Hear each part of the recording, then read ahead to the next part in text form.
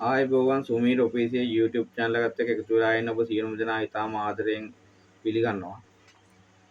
ඉතින් මම අදත් කෙටි කතාවක් හැංගෙන ආවා. මේ කෙටි කතාවේ මාතෘකාව බවට පත් වෙන්නේ අම්මගේ බත් මුල.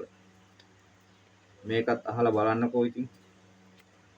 කොල්ලෙක් රෙස්ටුරන්ට් එකක බත් එක කාලා අපෝ රහ නැහැ කියලා බත් එක පැත්තකට කරනවා. අපි හැමදාම රහ නැහැ කියලා විසික් කරන කෑම එක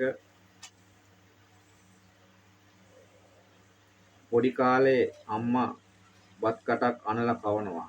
බබා කන්න මගේ රත්තරන් කියනවා. කවදා හරි කාලෙක කවුරු හරි කෙනෙක් ජීවිතේටත් වඩා වටිනවා කියලා අපිට කැවුව දෙයක් තියෙනවා.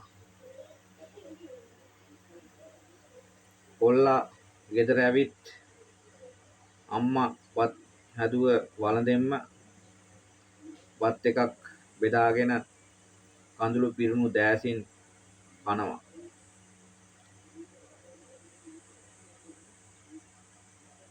අම්මේ අද මට තේරෙනවා ඒ කාලේ රහට තිබ්බේ බත් එක නෙවෙයි ඔයාගේම ආදරේ. අම්මගේ ෆොටෝ එකක් ළඟට බත් තියලා හැමදාම මේ කොල්ලා වඳිනවා. ජීවිතේ තියෙද්දි වටිනාකම තේරුම් ගමු.